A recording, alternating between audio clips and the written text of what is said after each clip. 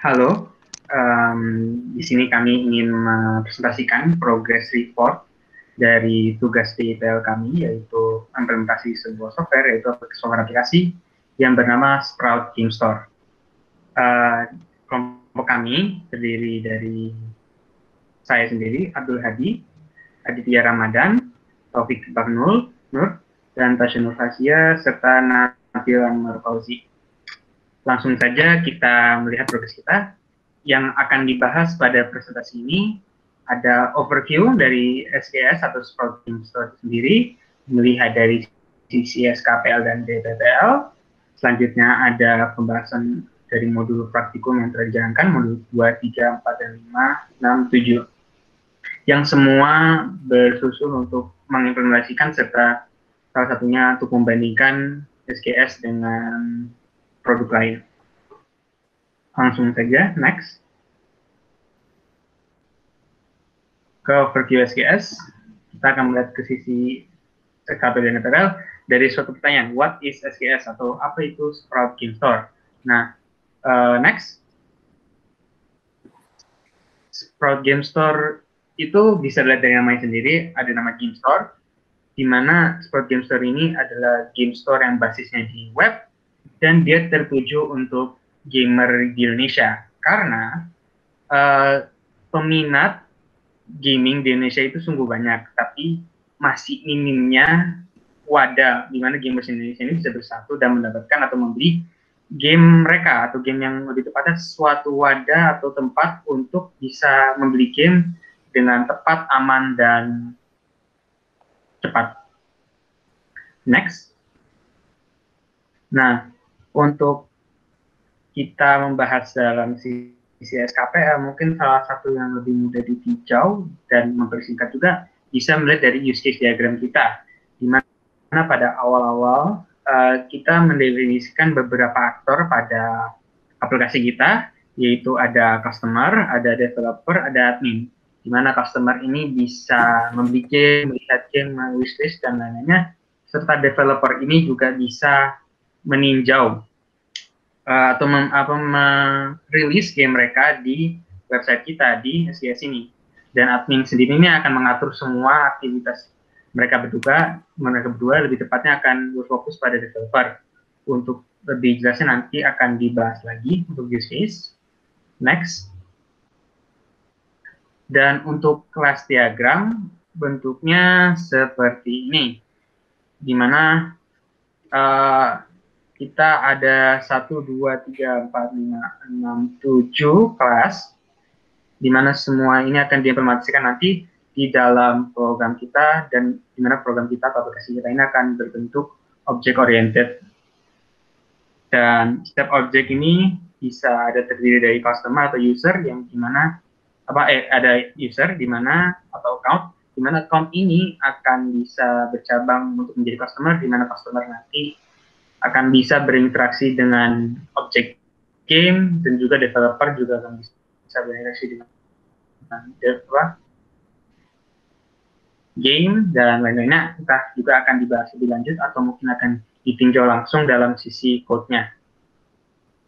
Next.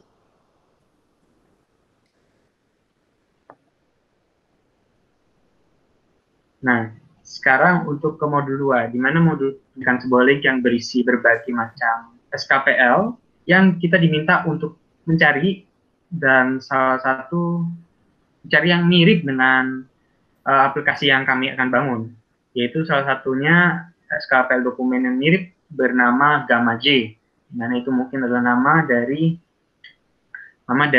produk yang mirip dengan SKS. Next.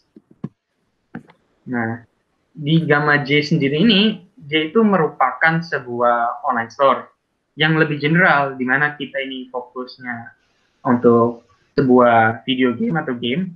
Nah, tetapi Gamma J ini lebih fokus ke hal-hal yang bisa dibeli secara general, seperti layaknya suatu e-commerce seperti Tokopedia atau Lazada.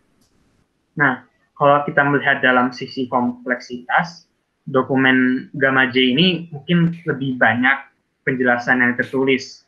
Maka kita mungkin melihatnya mungkin lebih sedikit kompleks, atau lebih kompleks. karena tidak ada unsur atau minimnya unsur diagram.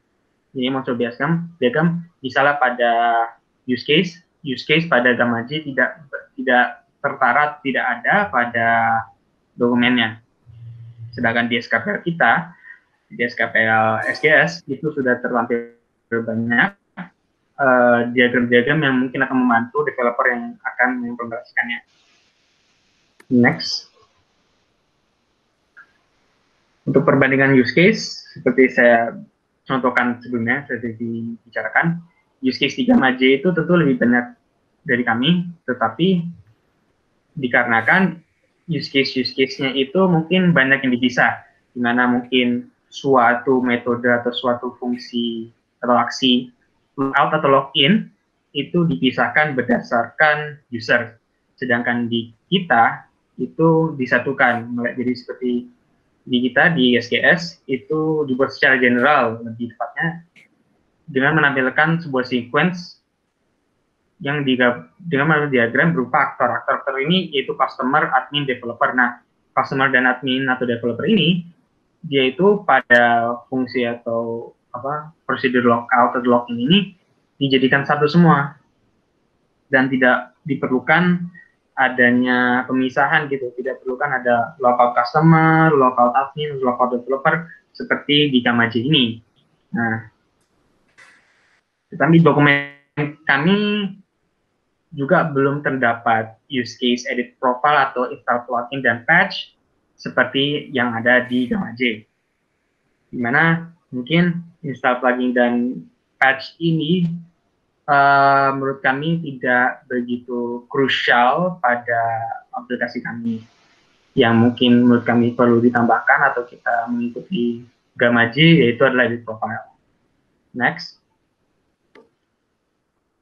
Nah, berikut adalah salah satu contoh use case diagram customer, di mana customer ini adalah customer untuk si Gamma J, bukan untuk dari sisi Sprout Game Store, di mana mereka ada aksi seperti untuk registrasi, login. Nah, di sini registrasi dan login ini dijadikan terpisah. Di mana kan dalam SGS itu login itu dijadikan satu, di mana customer, developer, dan admin itu bisa melakukan satu metode atau prosedur login ini.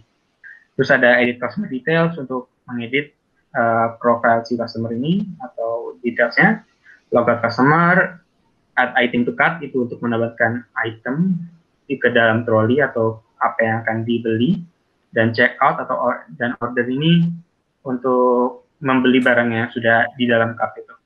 Next.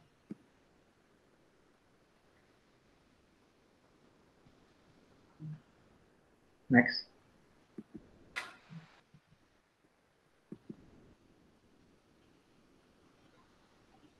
Next.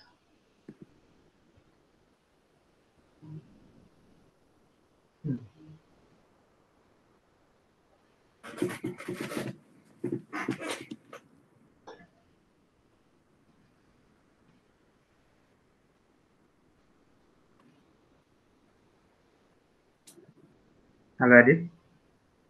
Masih belum connect di gua, Dit. Di aku, Dit. Oh ya. Bentar. Kalau ini kelihatan. Masih di customer, Dit. Karena di-cut aja. Oke, nge-lag deh. Apa gue nge-lag, Dit? Ya, aku juga diagram Masih di customer juga. Masih di customer.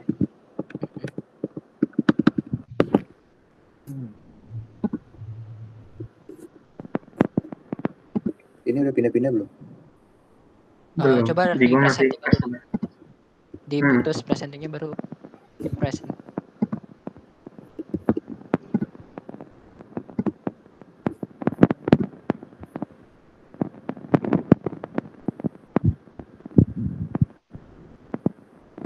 Lagi kah? Ada nggak? Ada. Ada, sip.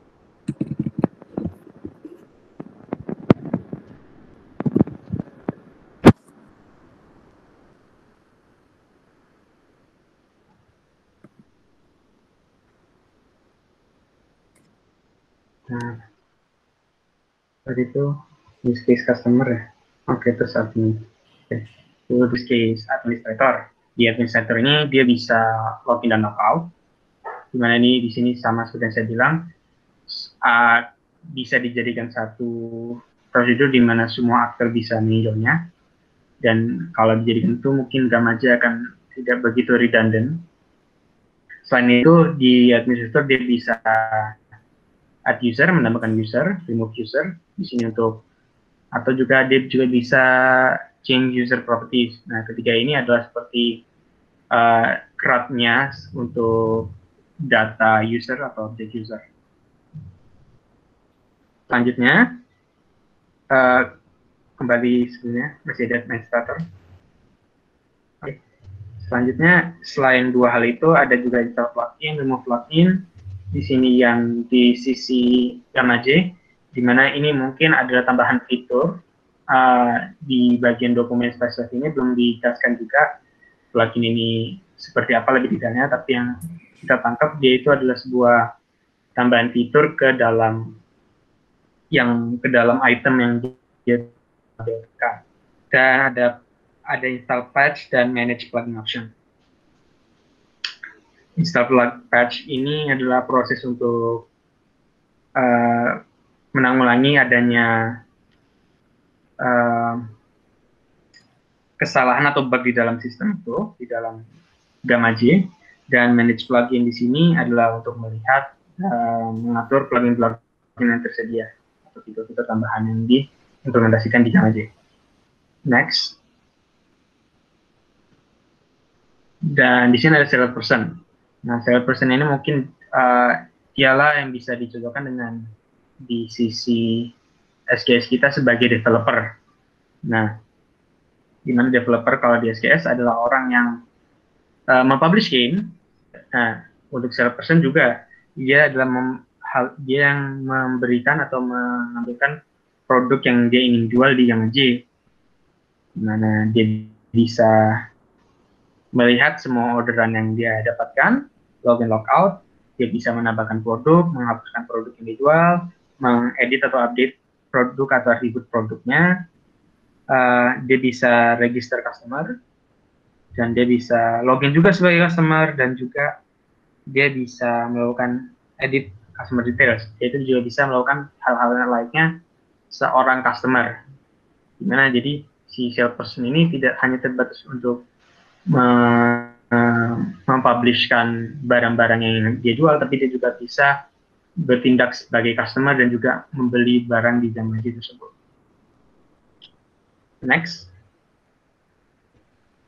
Nah, bagaimana dengan jumlah kelas? Di Gamaje itu terdapat 3 kelas, sedangkan kita dari penamparan SKPL dan DPL sebelumnya itu terdapat 7 kelas. 7 kelas di Spark Game Store dan 3 kelas di Gamaje. Dimana kalau di Gamaje ini, dia kelasnya itu didefinkan sebagai sesuai jumlah aktornya. Jadi dia terdapat aktor, terdapat kelas si customer, kelas si salesman, dan kelas si admin. Seperti itu. Next.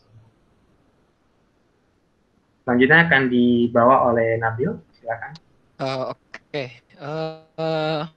Di modul 3 kita untuk IDE sendiri kita menggunakan Visual Studio Code. Pertanyaannya kenapa Visual Studio Code? Kondisi saat ini kita Sprout SGS itu masih dalam tahap pengembangan. Oleh karena itu, hal utama yang harus kita gunakan dalam hal IDE adalah gratis, faktor gratis. Dari faktor gratis ini kita memilih dengan Visual Studio Code. Terlepas dari dia gratis, Visual Studio Code juga memberikan atau menyediakan plugin Emmet. Tentunya untuk plugin Emmet ini sendiri sangat bermanfaat bagi para web developer, terkhusus kita. Lalu berikutnya Visual Studio Code juga sangat fleksibel dalam pengelolaan extension. Dan pilihan extension yang disediakan itu cukup banyak, walaupun dari aftermarket ataupun third party-nya untuk pihak-pihak lain, pihak-pihak ketiga yang menyediakan untuk Visual Studio Code dalam hal pengembangan web. Dan hal berikutnya yang sangat bermanfaat di Visual Studio Code adalah dia terintegrasi dengan Git, yang tentunya kita banyak berafiliasi atau banyak bekerja dengan Git saat pengembangan web. Berikutnya, untuk penambahan use case sendiri, kita hanya update dan edit profile. Terus perbedaan mendasar dari SGS dan Gamaje sudah dijelaskan sebelumnya. Arsitektur dalam Gamaje dan SGS sangat berbeda, jadi kita hanya menambahkan update atau edit profile. Berikutnya modul 4 akan dijelaskan oleh Taufik Iqbal Nur. Kepada saudara Taufik, dipersilakan. Ya, di modul 4 ini kita akan membahas tentang style arsitektur. Jadi, style arsitektur yang cocok untuk SGS ini menurut kelompok kami itu adalah multi-tier arsitektur. Atau lebih tepatnya 3 tier arsitektur. Hal ini karena baik itu customer ataupun developer, ketika akan menjalankan perintah seperti misalnya customer ingin searching game, ia tidak bisa langsung mengakses ke database server, melainkan harus melalui web servernya terlebih dahulu, karena SGS ini beroperasi pada website. Next. Selanjutnya dari gambar ini, secara singkat dapat dijelaskan bahwa komponen UI adalah semua teks input dan button di web, yang bergantung kepada apa yang kita input atau klik di UI, yang nantinya akan memanggil model yang kita punya, misal si admin model, developer model, customer model, dan lain-lain. Dan akhirnya hasil model tersebut di-output ke komponen view, lalu ke display yang dimiliki oleh user. Selanjutnya di modul 5 yang akan dijelaskan oleh Tasya. Baik, di sini saya akan menjelaskan tentang UI dan UX dan profile user dari proyek yang kita bikin. Next. Ini adalah tampilan halaman untuk login user, di mana halaman ini berguna untuk menginputkan data dari user. Next. Lalu berikut adalah tampilan halaman beranda, di mana halaman beranda ini kami mengoutputkan data yang akan dilihat oleh user. Next. Lalu selanjutnya pengguna pada SGS ini, yang pertama ada customer, lalu yang kedua ada developer. Yang pertama itu customer merupakan seorang aktor yang dapat mengakses website dan dengan asumsi jika customer ingin membeli game, maka harus memiliki akun yang sudah terdaftar dan terverifikasi. Lalu yang kedua ada developer, yaitu merupakan seorang aktor yang dapat mengajukan gamenya kepada website atau sistem yang nantinya diverifikasi oleh sistem. Lalu, apa aja sih yang akan dilakukan oleh customer dan developer ini? Yang pertama, oleh customer ada buy game, yaitu membeli game. Lalu yang kedua ada add to wishlist, untuk menambahkan game pada wishlist yang dimiliki oleh customer. Yang ketiga ada search game, untuk mencari game yang diinginkan oleh customer. Lalu yang keempat ada view store, untuk melihat-lihat game apa saja yang dimiliki oleh website. Lalu yang kelima ada view my game, untuk melihat game apa saja yang dimiliki oleh customer. Lalu yang keenam ada view wishlist, untuk melihat wishlist milik customer. Yang ketujuh ada view home, melihat halaman utama website Sprout Game Store. Lalu yang terakhir ada view my transaction, untuk melihat transaksi pembelian game apa saja yang sudah dilakukan oleh customer. Lalu selanjutnya ada login, untuk masuk ke dalam website dengan akun yang dipunya oleh customer. Lalu selanjutnya ada register, untuk membuat akun baru. Lalu ada logout, untuk keluar dari akun yang telah melakukan login. Selanjutnya, apa sih yang akan dilakukan oleh developer? Pertama, developer ada publish game, untuk mempublish game ke dalam website. Kedua, ada view developer transaction, untuk melihat transaksi yang dilakukan terhadap game yang telah dibuat. Lalu yang ketiga ada register, untuk membuat akun baru. Yang keempat ada login, untuk masuk ke dalam website dengan akun developer. Lalu yang terakhir ada logout, untuk keluar dari akun yang telah melakukan login. Next. Selanjutnya akan dijelaskan oleh Aditya. Oke. Untuk DBMS atau database yang sistem yang akan kita gunakan, itu kita menggunakan MySQL dasarnya yang dibantu oleh PHP-MyAdmin dan akan dibantu juga PHP-MyAdmin ini dengan web server atau multi-tools web server XAMPP, di mana aplikasi ini, stack ini, dia itu akan friendly banget untuk aplikasi web, karena mereka dasarnya dari bahasa PHP sendiri itu emang sering dan kebanyakan digunakan untuk web base. Nah, next.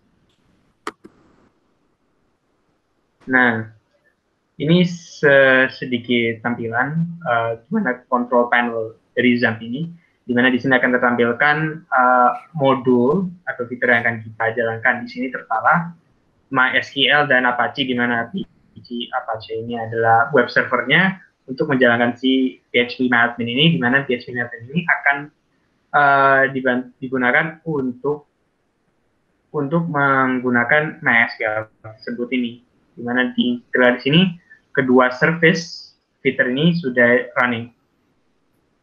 Next. Dan di sini tertampilnya dashboard PHP-MyAdmin, di mana di sini maksud saya itu adalah membantu dari sisi untuk mengatur database-nya, membuat database-nya atau menggunakan MySQL tersebut. Soalnya di sini sudah sangat ditampilkan GUI yang friendly untuk membuat database tersebut. Next. Nah, untuk database kita yang telah kita bangun dalam MySQL yang dijalankan di XAMPP tersebut itu, ada beberapa table. Ada 1, 2, 3, 4, 5, 6, 7, 8. 8 table. Di mana 8 table ini menurut kami sudah normal, sudah ternormalisasi. Di mana table pertama adalah table account. Di mana table account ini memuat seperti account ID, username, email, full name, dan ada suatu boolean variable atau boolean data yang bernama isDeveloper, di mana ini akan digunakan untuk menentukan apakah si account yang dimiliki ini adalah sebuah account developer atau account customer. Di mana yang membedakan developer dan customer adalah kegunaan mereka nanti untuk di website SGS tersebut itu. Selanjutnya, untuk developer dan customer tersebut ini, atributnya simpel, dia cukup adanya foreign key account ID di kedua table ini, di mana untuk merujuk ke table account, table utama, table parent, dan adanya developer ID dan customer ID, serta di developer adanya dev name, yaitu nama dari developer itu. Selanjutnya, ada table game, di mana table game ini berisi ID game, developer ID sebagai foreign key untuk mengetahui game ini tuh dibuat oleh siapa. Dan selanjutnya ada game name dan game description serta verified, di mana verified tersebut ini juga adalah sebuah boolean value, boolean data yang mengetahui apakah game ini terverifikasi, di mana game terverifikasi ini akan menentukan apakah game tersebut akan tertampilkan di SGS apa tidak. Jika dia terverifikasi atau bernilai true atau bernilai 1, dia terverifikasi dan dia akan tertampil datanya di SGS.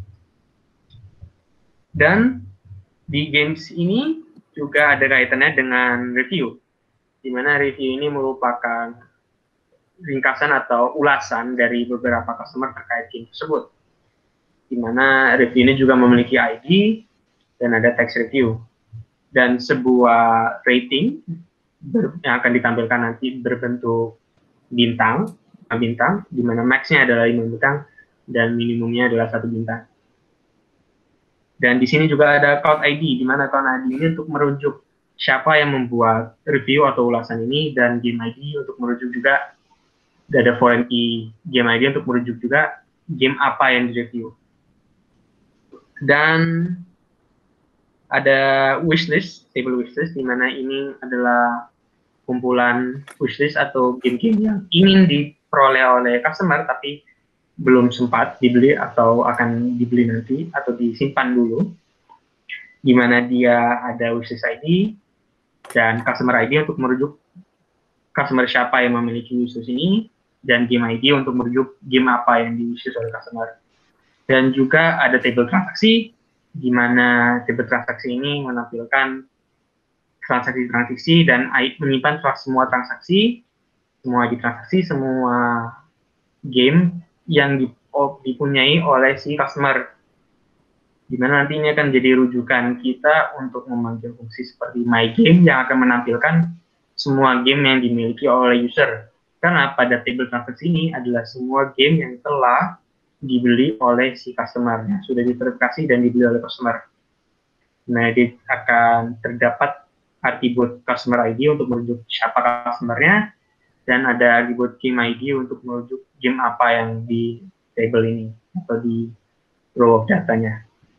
Dan terakhir ada table admin, di mana table ini tidak mempunyai relasi dimanapun di database skema ini.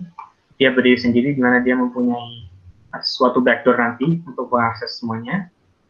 Dan dia hanya memerlukan sebuah admin ID, password, dan username admin untuk mengakses ke admin atau administrator page di SGS, di mana di situ nanti terlihat backdoor-nya tersebut untuk mengatur atau memperoleh semua data ini.